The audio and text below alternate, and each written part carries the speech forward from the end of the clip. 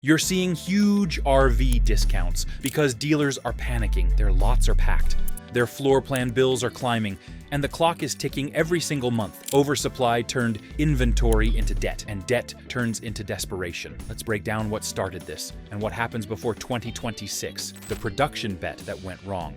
Dealers are being crushed because manufacturers flooded the market after the pandemic surge and never hit the brakes. In 2021, factories treated emergency demand like permanent demand. Production schedules doubled, supplier contracts locked, and shipments kept coming, even as retail orders slowed. Industry shipment data shows hundreds of thousands more RVs shipped than sold within 12 months. That excess did not vanish.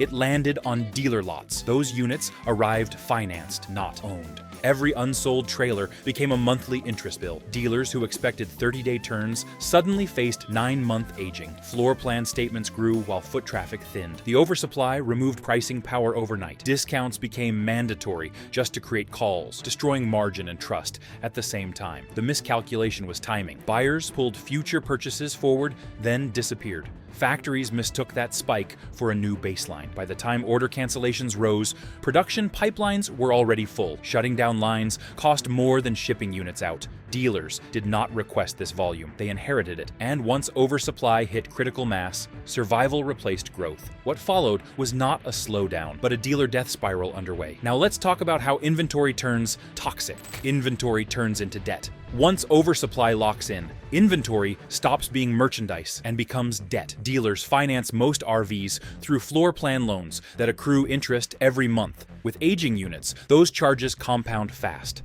At several $100s per unit monthly, a lot holding 50 unsold rigs bleeds thousands before a single sale closes. Storage adds pressure. Overflow units get parked off-site, moved between locations, or stored seasonally. Transport, insurance, and handling costs stack quietly. None of that improves value. It only deepens exposure. To slow the bleeding, dealers slash prices. Cuts of 20 to 30% off invoice are no longer rare.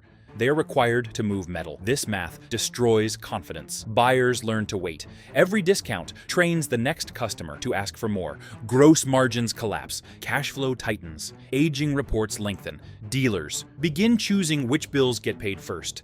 Lenders see the pattern before the public does. Floor plan audits flag slow turns. Credit committees question exposure. Limits get reviewed. Terms tighten. What began as excess inventory becomes a balance sheet problem. At this stage, the threat is not unsold RVs, it is revoked credit. When lenders blink, the dealer clock starts ticking. That pressure pushes crisis. If this breakdown is helping you see what dealers aren't saying, hit like so others find it, subscribe for upcoming updates, and share your thoughts below. Financing breaks the buyer side. When financing breaks, demand does not fade, it disappears. Loan approvals tightened fast as prices rose and risk models updated. Down payments climbed, terms shortened. Monthly payments crossed limits households will not exceed. A payment that jumps by several $100s ends the conversation instantly. Credit profiles matter more now. Minor blemishes trigger declines. Cosigners are requested more often. Proof of income rules harden. Sales staff watch applications stall that once cleared easily. The buyer pool shrinks in weeks, not years. This sudden stop fools dealers. Traffic appears normal until approvals fail. Phones ring, test drives happen, then silence. Unsold inventory ages faster because qualified buyers vanish. Promotions cannot fix qualification math. The damage here is speed. Demand collapses before pricing can adjust. Dealers discount into a vacuum. Every failed application adds cost without revenue. Cash reserves thin. This shift reshapes the market permanently. Buyers who step away do not rush back. They wait for stability, not sales. When financing stops working at scale, volume breaks completely. That break forces dealers into triage mode, choosing survival moves instead of growth plans. And that pressure pushes the next decision, one that quietly changes which brands remain on the lot today. Dealers start walking quietly. Dealer exits begin quietly because announcing retreat kills leverage. The first signal is refusal. Orders get delayed. Allocations declined. New model years skipped. Dealers reduce exposure without headlines. Brand choices narrow. Lines that generate warranty friction or slow parts response lose priority. Floor space gets reassigned. Remaining units sell through without replacement. Customers notice thinner selections without understanding why. Footprints shrink next. Multi-location groups consolidate inventory into fewer stores. Marginal locations close through lease expiration. Service departments focus on profitable brands. Others wait longer. These moves matter because distribution is power. When dealers step back, manufacturers lose control of pricing and messaging. Marketing cannot override empty lots. Incentives fail without floor space. The collapse accelerates here. Factories depend on dealer throughput. When channels clog, production forecasts break again. Units stack at yards. Cash flow tightens upstream. This is the point of no return. Once dealers start walking, the system cannot be forced back together. Relationships fracture. Support thins. Buyers face fewer options and weaker coverage. What follows is not recovery, but sorting. Strong networks survive. Weak ones disappear. The market heads toward a smaller footprint by 2026. With fewer dealers deciding which brands live or die. Luxury pricing. Without luxury demand, high-end RV pricing broke when manufacturers assumed prestige buyers were immune to math. Before the surge, a flagship travel trailer that listed around $90,000 had a clear audience. After 2021, that same unit crossed $130,000 with only cosmetic upgrades. Diesel motorhomes that once topped out near $250,000 pushed beyond $350,000. The buyer pool did not expand with those numbers. It vanished. Households that could once justify premium purchases were already saturated. Many bought during the surge. Others shifted money toward homes, healthcare, or investments that actually held value. The remaining buyers looked at size, reliability, and running costs, not brand badges. Prestige stopped compensating for price creep. Manufacturers misread loyalty as elasticity. They assumed buyers would stretch because they always had. Instead, buyers stepped back. Listings lingered. High-end lots became static displays. The message was clear. Luxury demand has limits, and those limits were crossed quietly. That pricing misfire fed directly into the next mistake, where scale stopped helping and started hurting. Volume became a liability. Mass production only works when output matches exits. During the surge, manufacturers celebrated unit counts, not sell-through. Plants that built 70,000 units annually were pushed past 100,000. Components were ordered in bulk. Labor was locked in. The problem appeared after demand slowed. Units kept coming while sales stalled. Slowing production sounds simple. It is not. Parts pipelines run months ahead. Suppliers demand volume commitments. Labor contracts resist sudden cuts. When factories tried to ease off, they faced penalties, layoffs, and idle equipment costs that rivaled continued production losses. The result was margin collapse. Units built but unsold tied up cash. Storage yards filled. Transportation costs rose. Selling at discounts became cheaper than holding. Volume stopped being leverage and became exposure. Factories found themselves trapped by their own systems. The very scale that once lowered costs now magnified losses. And while production kept bleeding, another issue surfaced that would not show up until much later. That delayed consequence arrived through service bays rather than sales lots. Quality damage shows up late. Rushed production always sends the bill later. During the surge, speed beat scrutiny. New hires replaced experienced builders. Inspection times shrank. Components changed without long-term testing. The defects did not appear immediately. They surfaced months after delivery. Common failures clustered. Roof seals failed early. Slide mechanisms bound or leaked. Electrical systems through intermittent faults. None of these issues were catastrophic alone. Together, they overwhelmed service departments. Repair backlogs stretched from weeks to months. Dealers carried the burden. Warranty labor rates rarely covered real time spent. Parts shortages delayed fixes. Customers waited, while payments continued. Frustration turned into cancellations and chargebacks. The real cost landed on dealers. Repairs tied up bays that could have handled profitable work. Some fixes went unpaid as claims aged out or were disputed. Quality shortcuts upstream converted into downstream losses. At that point, patience ran out. Dealers who absorbed the damage long enough began to respond differently. That response marked the first real shift in power across the channel. Middle-class access disappears. RV ownership did not fade gradually. It hit a wall. Monthly payments crossed thresholds that budgets could not bend around. A travel trailer that once carried a payment near $400 a month now pushes $700 or more with taxes and fees included. That change alone removed millions of households from eligibility. It was not about desire. It was arithmetic. Household budgets have fixed breakpoints. Mortgage, food, insurance, fuel. When a discretionary purchase jumps by several $100s a month, it simply drops out of reach. No negotiation fixes that. Promotions do not change it. Manufacturers assumed buyers would stretch. Instead, buyers walked. Sales data shows abrupt drop-offs, not slow declines. Once payment quotes crossed those breakpoints, applications stopped. That shift matters because it is permanent. Budgets do not expand back just because prices fall later. The market that remains looks different. Fewer first-time buyers, fewer family purchases, more hesitation. The audience that built the industry no longer participates. That disappearance of buyers triggered consequences far beyond sales lots, reaching straight into manufacturing towns. Factory town fallout.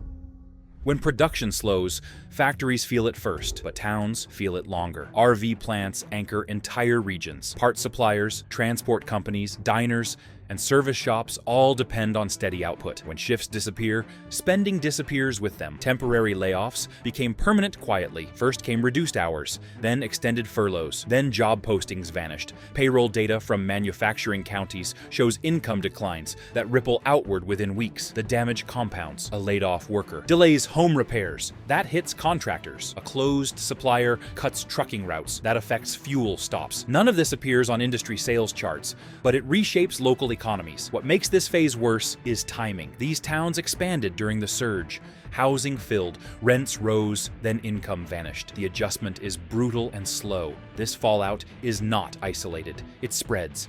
Once a factory town contracts, recovery takes years, and that damage feeds back into confidence across the entire market. That loss of confidence shows up next in resale behavior, where fear replaces optimism. Subscribe now to keep tracking this market as it unfolds. The next updates will show which dealers exit, where prices reset, and when risk eases. Staying subscribed means you see changes early, before decisions get forced and options narrow everywhere.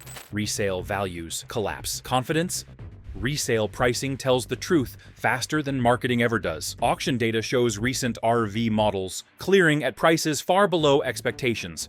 Units purchased 2 years ago are trading at discounts that once took a decade. That shocks owners and freezes buyers. Trade-in math collapses deals. When a dealer offers thousands less than expected, buyers hesitate. They delay upgrades. They walk away entirely. That hesitation spreads quickly. Listings sit longer. Sellers cut prices repeatedly. Each cut signals distress. Buyers learn to wait. Confidence erodes. The excitement that once drove impulse purchases disappears. This matters because resale confidence supports new sales. When owners believe they can exit without severe loss, they buy sooner. When that belief dies, the entire cycle stalls. Fear replaces enthusiasm. Waiting feels safer than acting. And when enough people wait, transactions dry up regardless of inventory. That stall forces the final reaction, where lenders decide the exposure is no longer worth it. Credit pulls the plug. Lenders move last, but when they move decisively. As inventory aged and resale weakened, financing partners tightened terms. Credit limits shrank. Approval criteria hardened. Floor plan lines were reviewed and reduced. Dealers felt it immediately. With less credit available, fewer units could be carried. Some lenders exited the segment entirely, redirecting capital to lower risk assets. That contraction choked cash flow. Without credit, even discounted units become liabilities overnight. Dealers cannot stock depth or take risks on slow-moving models. Manufacturers cannot ship volume without financing support. The system slows to a crawl as cash replaces credit. At this stage, only drastic moves keep doors open. Inventory purges accelerate.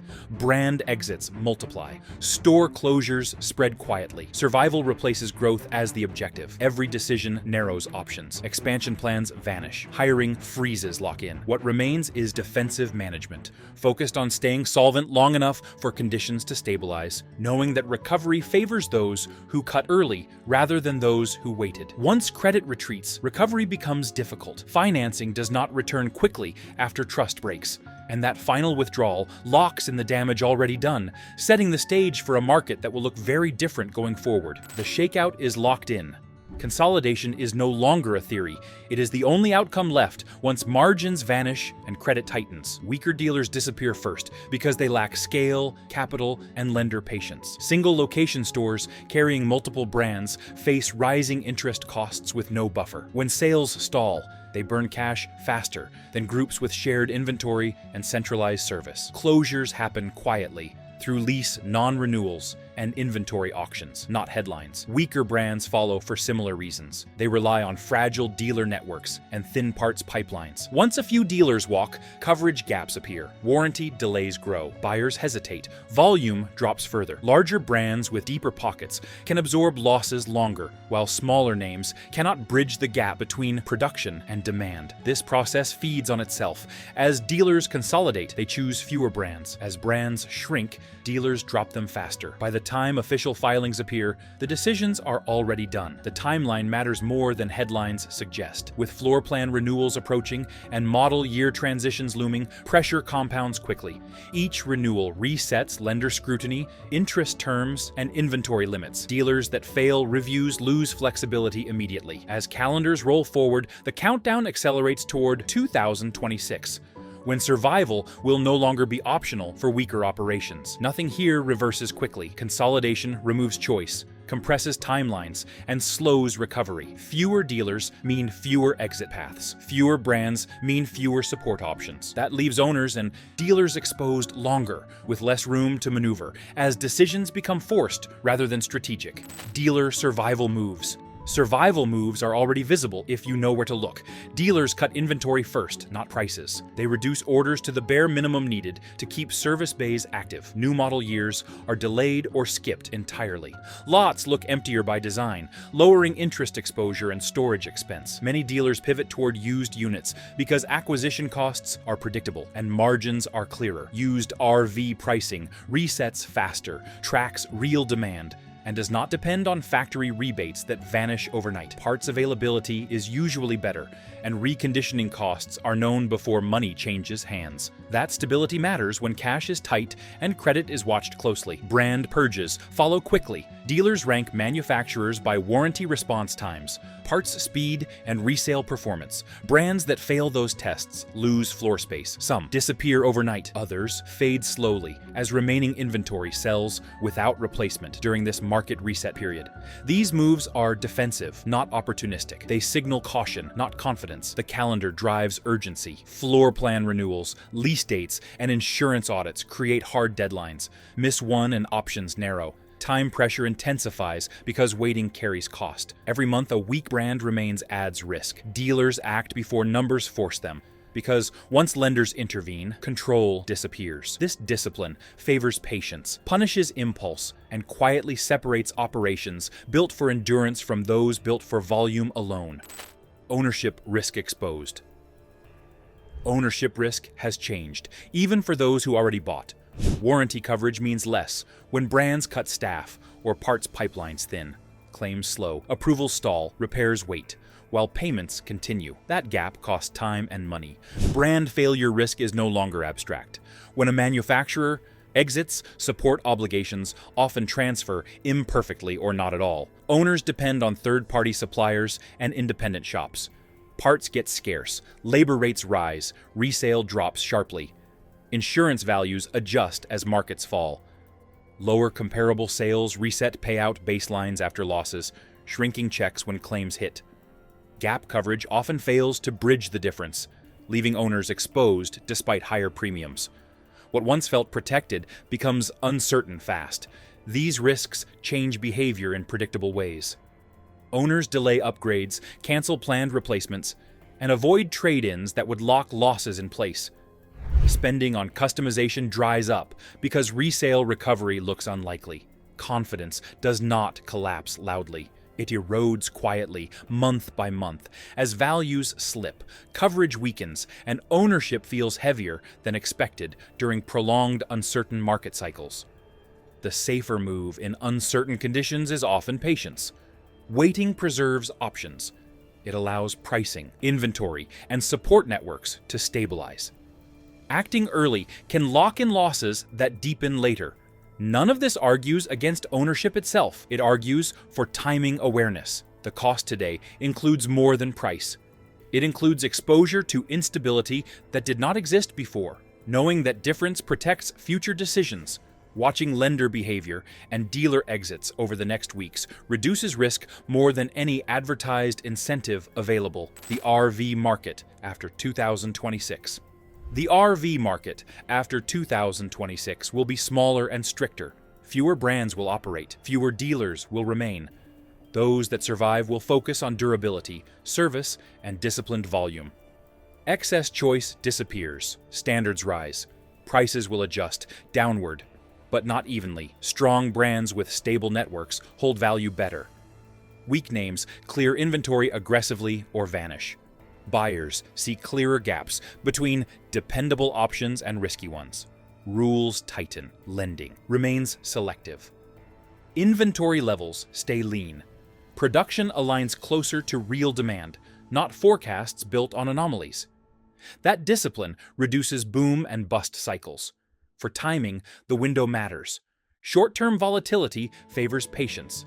Watch for inventory resets, lender reentries, and support stabilization. Those signals matter more than sticker cuts. The guidance is simple. Avoid urgency and ignore countdown sales. Watch what dealers do, not what ads promise. When lots stop taking shipments, that is truth. Favor models with proven parts availability, simple systems, and steady resale history. Walk past flashy upgrades that inflate repair costs. Wait for confirmation in auction prices, lender behavior, and inventory reductions before committing cash. The reset does not end RV travel, it reshapes it. This market will reward patience, punish speculation, and expose rushed buyers. Understanding that shift keeps your money protected, while the next phase settles into something smaller, quieter, and more disciplined. And that's the real problem. This isn't just cheaper RVs, it's a dealer network under pressure, lenders tightening, and support getting thinner the longer this drags out. So, if you're shopping right now, don't get hypnotized by the discount sign. Watch the signals. Watch who's cutting inventory, who's dropping brands, and who's still standing. Now, I want to hear from you. Are you seeing bigger discounts where you live? And do you think dealers make it to 2026? Drop a comment, hit like if this helped you read the market clearer, and subscribe.